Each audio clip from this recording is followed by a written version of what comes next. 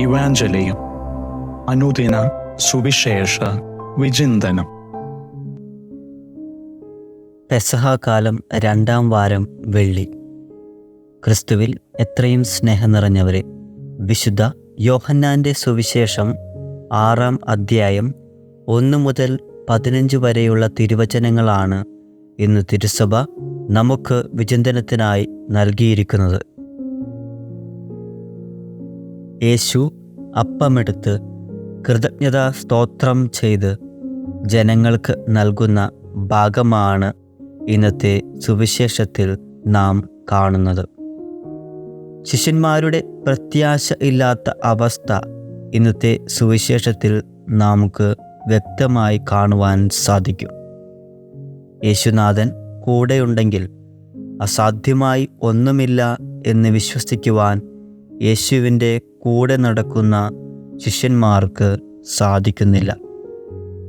എന്തു ചെയ്യണമെന്ന് യേശു നേരത്തെ മനസ്സിൽ കരുതിയിരുന്നു.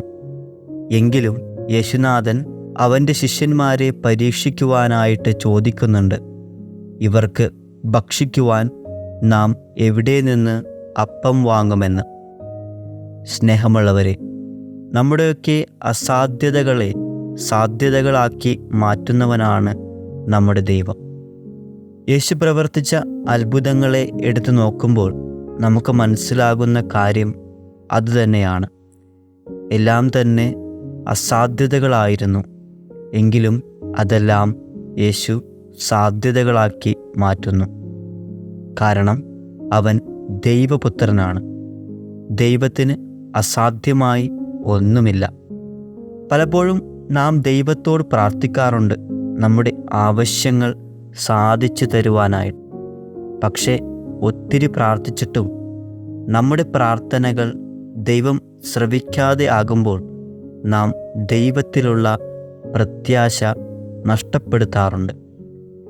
എന്നാൽ നാം ചിന്തിക്കേണ്ട കാര്യം ഇതാണ്: നമ്മുടെ ആവശ്യങ്ങൾ ദൈവത്തിന് ഇഷ്ടപ്പെടുന്ന ആവശ്യങ്ങളാണോ എന്ന്. ദൈവഹിതം മനസ്സിലാക്കുവാനായിട്ട് നമുക്ക് സാധിക്കുന്നുണ്ടോ എന്ന് നമുക്ക് ചിന്തിക്കാം. പലപ്പോഴും നാം നമ്മുടെ സ്വപ്നങ്ങൾ പൂവണിയുന്നതിന് വേണ്ടി ദൈവത്തോട് പ്രാർത്ഥിക്കുന്നവരാണ്. എന്നാൽ അത് ദൈവത്തിൻ്റെ കൂടി സ്വപ്നമാണോ എന്ന് നാം ചിന്തിക്കാറില്ല. എന്നാൽ സ്നേഹമുള്ളവരെ, നമ്മുടെ സ്വപ്നങ്ങളല്ല, ദൈവത്തിൻ്റെ സ്വപ്നങ്ങൾ നമ്മിൽ നിറവേറുവാനായിട്ട് നമുക്ക് പ്രാർത്ഥിക്കാം. പരിശുദ്ധ അമ്മയുടെയും വിശുദ്ധ യൗസേപ്പിതാവിൻ്റെയും ജീവിതം നമുക്ക് വലിയ ഉദാഹരണങ്ങളാണ്.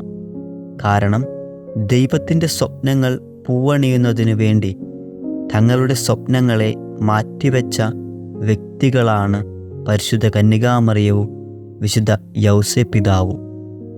യുവതിയായ കന്യകാമറിയത്തിനും യുവാവായിരുന്ന യൗസേപ്പിതാവിനും അവരുടെ ഭാവി ജീവിതത്തെക്കുറിച്ച് ഒത്തിരി സ്വപ്നങ്ങളുണ്ടായിരുന്നു. എങ്കിലും ദൈവത്തിൻ്റെ സ്വപ്നം സാക്ഷാത്കരിക്കുന്നതിന് വേണ്ടി തങ്ങളുടെ സ്വപ്നങ്ങളെ നീക്കിവെച്ച പുണ്യജന്മങ്ങളാണ് പരിശുദ്ധ കന്യകാമറിയവും വിശുദ്ധ യൗസേപ്പിതാവും. ആയതിനാൽ സ്നേഹമുള്ളവരെ, നമുക്ക് നമ്മുടെ സ്വപ്നങ്ങളെ മാറ്റിവെക്കാം. എന്നിട്ട് ദൈവത്തിൻ്റെ സ്വപ്നങ്ങളെ നമ്മുടെ സ്വപ്നങ്ങളാക്കി മാറ്റാം. അങ്ങനെ ദൈവത്തിൻ്റെ സ്വപ്നങ്ങളെ നമ്മുടെ സ്വപ്നങ്ങളാക്കി മാറ്റുമ്പോൾ നാം പലതും ഉപേക്ഷിക്കേണ്ടതായി വരും. അതൊരു പക്ഷേ ഇന്നലെ വരെ നാം സഞ്ചരിച്ച തെറ്റായ വഴികളായിരിക്കാം, തെറ്റായ കൂട്ടുകെട്ടുകളായിരിക്കാം.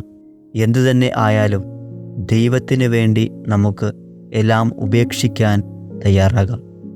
അപ്പോൾ ദൈവഹിതം നമ്മിൽ നിറവേറ്റപ്പെടും. ദൈവം നമ്മെ എല്ലാവരെയും സമൃദ്ധമായി അനുഗ്രഹിക്കട്ടെ. ആമേൻ.